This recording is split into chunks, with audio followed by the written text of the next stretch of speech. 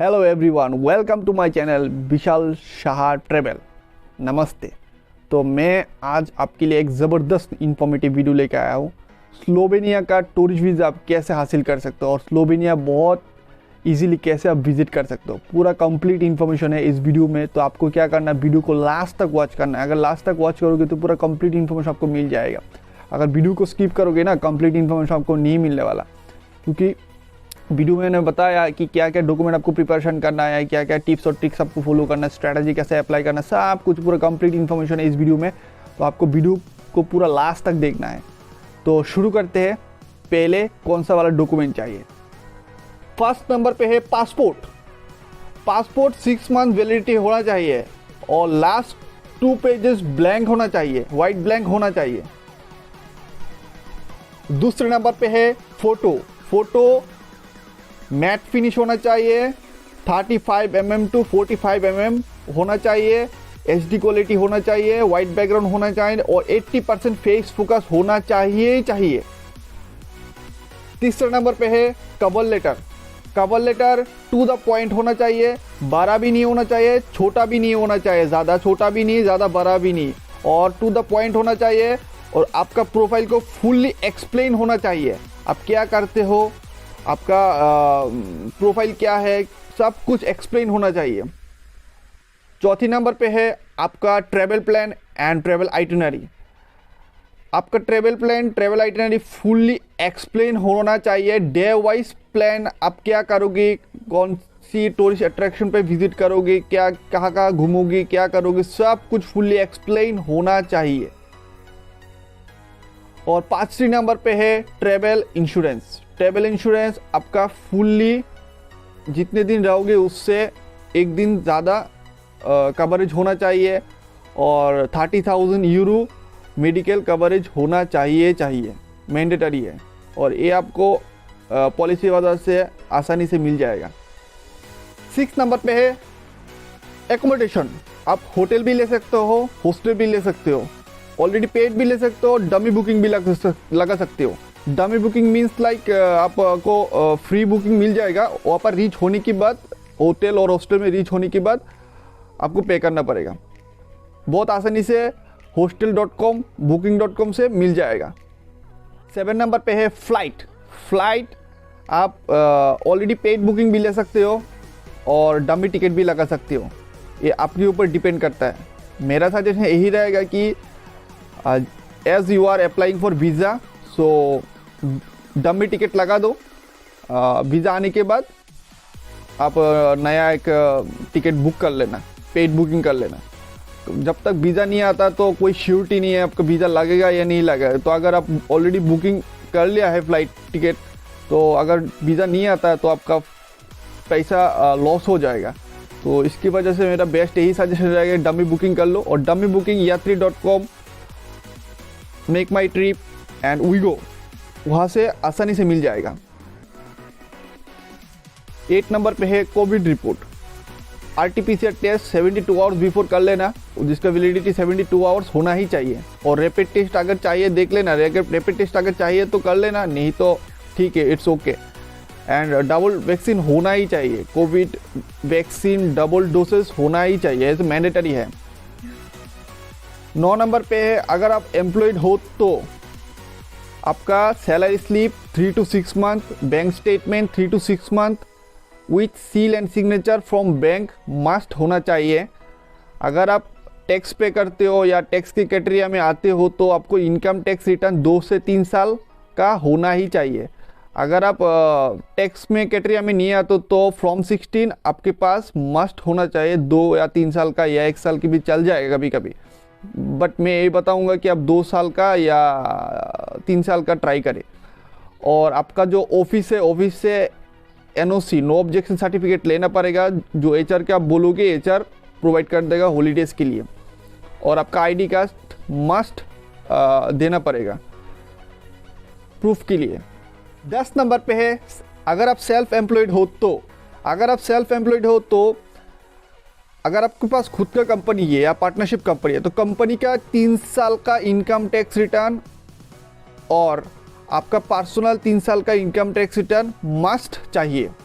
और bank statement company के current account का 6 महीने का बैंक स्टेटमेंट और with seal and signature from bank, and आपका पर्सनल बैंक स्टेटमेंट 6 महीने का with seal and signature from bank must होना चाहिए।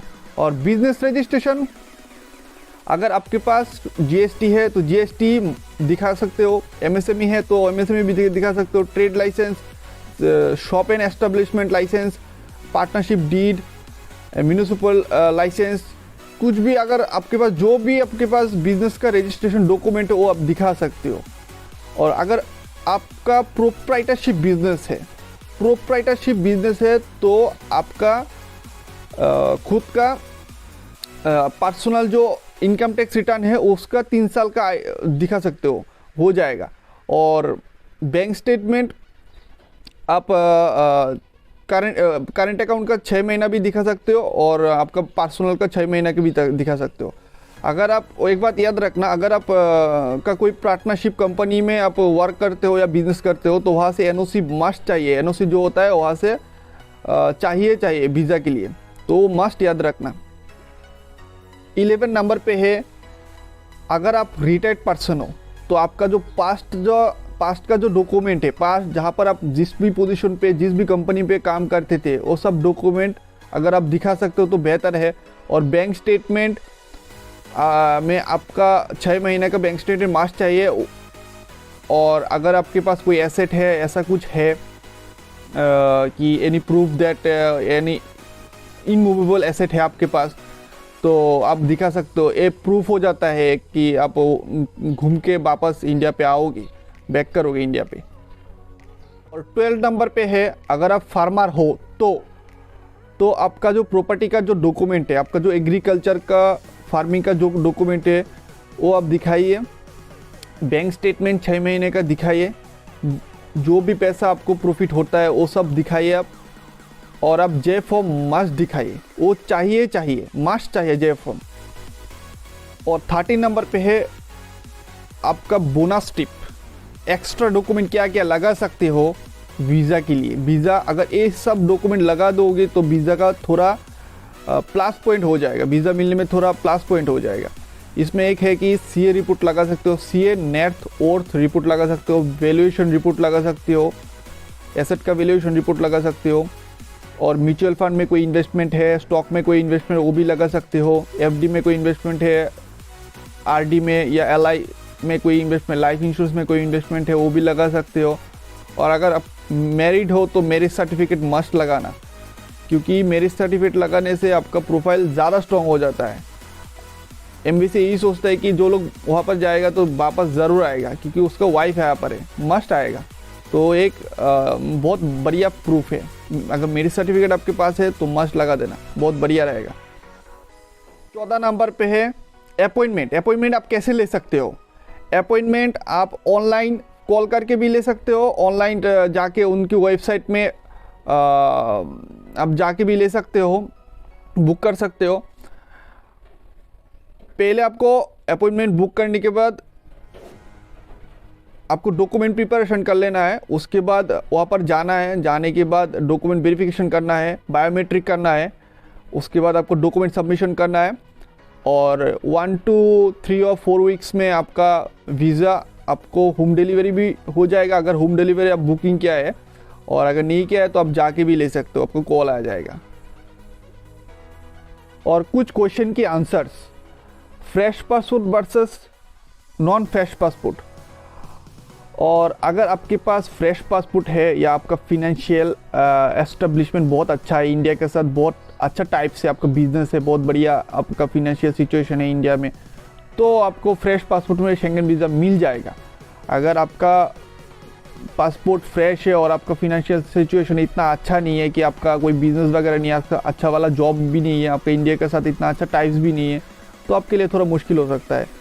तो अगर आपके पास ट्रैवल हिस्ट्री है तो बेहतर है, ट्रैवल हिस्ट्री आपके लिए प्लस पॉइंट हो सकता है। अगर नहीं है तो फ्रेश पासपोर्ट पे अगर आप थोड़ा फिनेंशियल सिचुएशन अच्छा करके भी ट्राई कर सकते हो, वो बेहतर रहेगा। और सेकंड पे आते हैं कि बैंक स्टेटमेंट और बैंक बैलेंस कितना होना चाहिए। बैंक स्टेटमेंट देखो, बैंक स्टेटमेंट जो है ना, बैंक स्टेटमेंट सीक्वेंसली होना चाहिए, सीक्वेंसली ट्रांजेक्शन होना चाहिए, रेगुलरली ट्रांजेक्शन होना चाहिए, रेगुलरली सीक्वेंसली ट्रांजेक्शन होना चाहिए। ऐसा नहीं कि कोई सडनली 2 लाख सडनली किसी ने डाल दिया पर और 2 दिन बाद 3 लाख डाल दिया, ऐसे नहीं हो सकता। ऐसे होगा तो एमबीसी को डाउट हो जाए कि आप जाने वाले हो, नहीं आने वाले नहीं हो।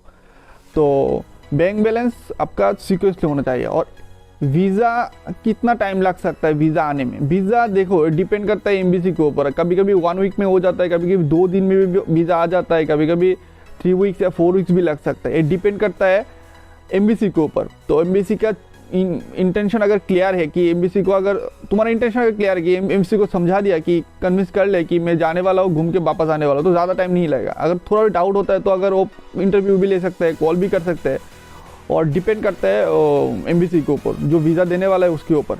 तो मेरे हिसाब से तो 1 वीक टू 3 वीक्स में आ जाता है, नॉर्मली आ जाता है। तो देखते हैं। लास्ट में यही बताना चाहता हूँ, अगर स्लोवेनिया टूरिस्ट वीज़ा का वीडियो बहुत इन्फॉर्मेटिव लगा आपको तो प्लीज़ प्लीज़ प्लीज़ जितना हो सके आपके दोस्त, फैमिली, फ्रेंड्स सबको शेयर कर देना। इन्फॉर्मेशन सबके पास पहुंचना चाहिए।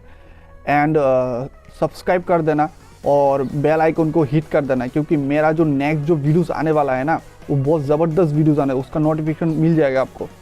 एंड मेरा एफर्ट थोड़ा बहुत अच्छा लगा आपको, प्लीज़ एक लाइक तो बनता है, एक लाइक कर देना और कमेंट में बताना कि मेरा वीडियो आपको कितना अच्छा लगा और क्या क्या कंटेंट लेके मैं नेक्स्ट वीडियो बनाऊँ। आपका कोई क्वेरीज है तो आप मुझे पूछ सकते हो कमेंट पे। और यहाँ पर देख सकते हो कि मेरा जो इंस्टाग्राम है वहाँ का इंस्टाग्राम का आईडी फ्लैश हो रहा है, तो आप इंस्टाग्राम में जाके मुझसे डीएम कर सकते हो। आपका कोई क्वेश्चंस और क्वेरीज है तो आप पूछ सकते हो, मैं रिप्लाई ज़रूर करूँगा। एंड आज के लिए इतना ही, नेक्स्ट वीडियो में बात करते हैं। Thank you so much.